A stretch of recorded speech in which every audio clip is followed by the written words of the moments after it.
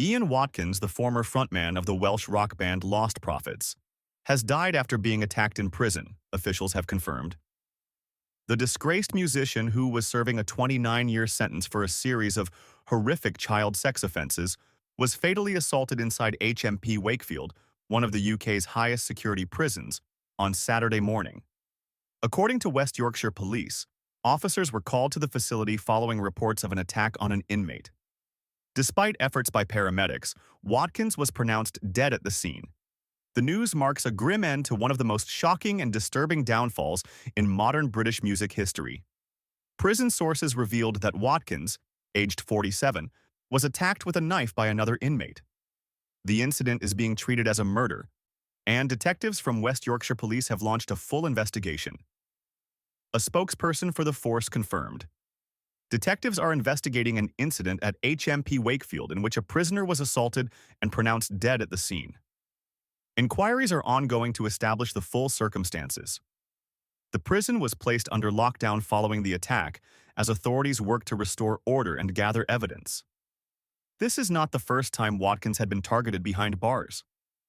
In August 2023, he was reportedly attacked and held hostage by a group of inmates who inflicted stab wounds and other injuries, though those injuries were not life-threatening. At the time, prison officials came under scrutiny for failing to ensure his safety, given the notoriety of his crimes and the widespread disgust toward him even among fellow prisoners. Saturday's fatal assault, however, brought a final and violent end to his time in custody. Watkins's death comes nearly 12 years after his shocking conviction in December 2013 for a range of child sex offenses that stunned the world. He had been sentenced to 29 years in prison, followed by a further 6 years on license, after pleading guilty to multiple charges that included the attempted rape of a baby, sexual assault of a child under 13, and the making and possession of indecent images of children.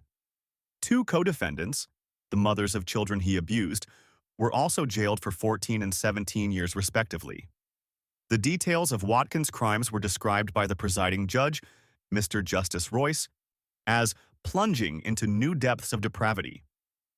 During sentencing, the judge told the court, "Any decent person will experience shock, revulsion, and incredulity at what has been revealed." Watkins was a highly manipulative individual who used his fame and power to commit unimaginable acts.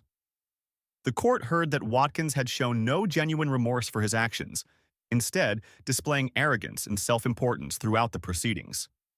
His crimes, the judge added, broke new ground in their sheer perversity and cruelty.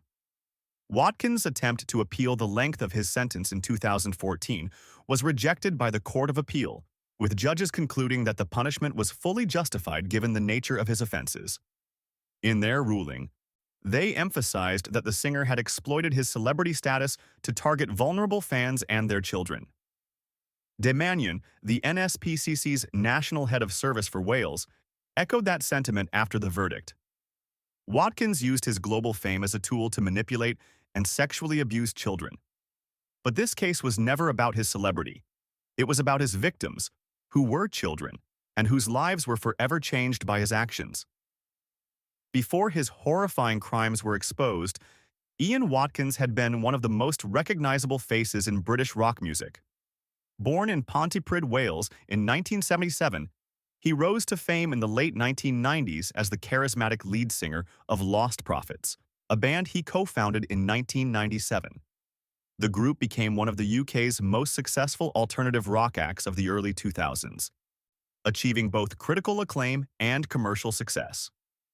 Their second album, Start Something, 2004, and third album, Liberation Transmission, 2006, reached the top 40 in the US and produced several chart-topping singles in the UK, including Last Train Home and Rooftops, a Liberation broadcast.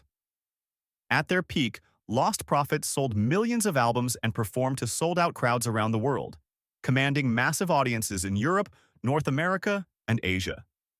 Their energetic performances, Watkins' striking looks, and his confident stage presence made him an icon among fans of the era's alternative rock scene.